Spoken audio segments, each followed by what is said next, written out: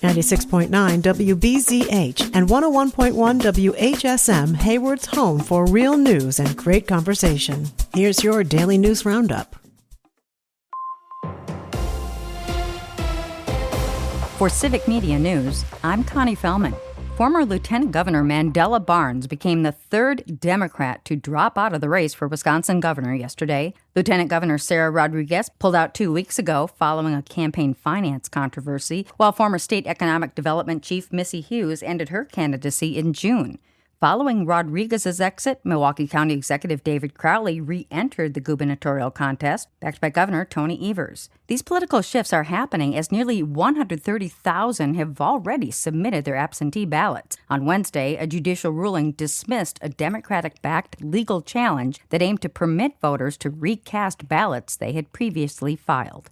Governor Tony Evers activated the Wisconsin National Guard to support tornado victims just hours after touring the damage in Menasha yesterday. Evers said activating the National Guard will ensure every available resource is deployed quickly and effectively to support cleanup, restore essential services, and keep people safe while recovery efforts continue. According to the governor's office, National Guard members will assist with debris removal, traffic and safety support, wellness checks, and other services as requested by Winnebago County officials. The governor hasn't yet said how many troops will be deployed to the area or when they'll arrive. Officials say no fatalities still have been reported, but widespread damage has left many neighborhoods without electricity and under boil water orders. Fleet Farm is launching a food drive to help out those hit by the tornadoes. Community members can drop off non-perishable food items at 2 collection sites at Fleet Farms in Appleton. Donation bins will be near the front entrance of Fleet Farm on Wisconsin Avenue and the Fleet Farm Support Center on Memorial Drive. Organizers say they're looking for things like canned vegetables, fruit and soup, peanut butter pasta, cereal, and granola bars or snacks. A former Packers fan favorite player is revealing a terminal disease diagnosis. Former Green Bay Packers running back Ahman Green told the Go Long with Tyler Dunn podcast that he's living with Parkinson's disease. The 49-year-old says he was diagnosed over a year ago, but is ahead of most symptoms through medication and a proper diet. He's the second ex-NFL running back to announce a long-term diagnosis this month after former Tennessee Titan Chris Johnson went public with his battle against ALS. Madison's independent police monitor says she doesn't yet have all the evidence from the Madison Police Department, but she has already begun her investigation into the police-involved shooting death of Corey Ruiz. The monitor says she's still waiting for the names and the incident reports from the officers involved, as well as dash cam footage. No body camera footage exists because most Madison officers are not equipped with cameras.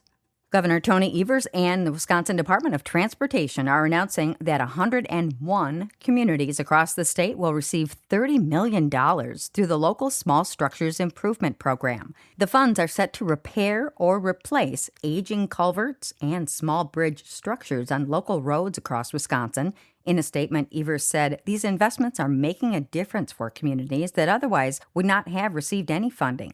Stoughton's City Council has voted to end its contract with Flock Safety following months of public opposition over privacy concerns. The city signed the 2-year, $25,000 surveillance camera agreement just 7 months ago, but will now pay a $12,500 buyout fee and remove the cameras.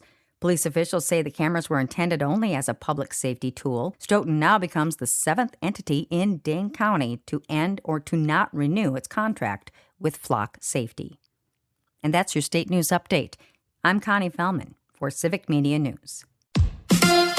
Will the Brewers make a trade? Hi, I'm Mike Clemens with sports. Baseball's trade deadline is Monday. Will the Brewers GM, Matt Arnold, make a trade like they did in 2008 for pitcher CC Sabathia? Brewers reporter Adam McCalvey. It is a time of year where the selling teams rely on emotion. Matt Arnold is in a position where the league knows he wants to add to this club. They have the best farm system in baseball, so they have the pieces to add. You know, they take it down to the very end. This is your August 3rd at 5 p.m. Central, and they try to get a GM to make an emotional decision. It doesn't always work, but then when it does work, it's the summer of CC Sabathia. The Brewers in Anaheim tonight against the Angels. NFL. Packers tight end Luke Musgrave on the physical unable to perform list after suffering a neck injury. Yeah, he was just doing a basic individual drill and felt something, and we're just hoping that it'll subside. That's Matt LaFleur with Sports. I'm Mike Clemens. Mostly cloudy with scattered showers likely today. Our high in the mid to upper 70s this afternoon. Tonight, showers during the early evening hours, then just mostly cloudy. Will drop to around 56 tomorrow. Mostly sunny, start to a pleasant weekend with a high right around 80. I'm meteorologist Sean Cable. That's your Hayward News Roundup from WBZH and WHSM. Find more news anytime at WBZH.FM/news. Subscribe to this podcast on Spotify, Apple, or wherever you find your podcasts.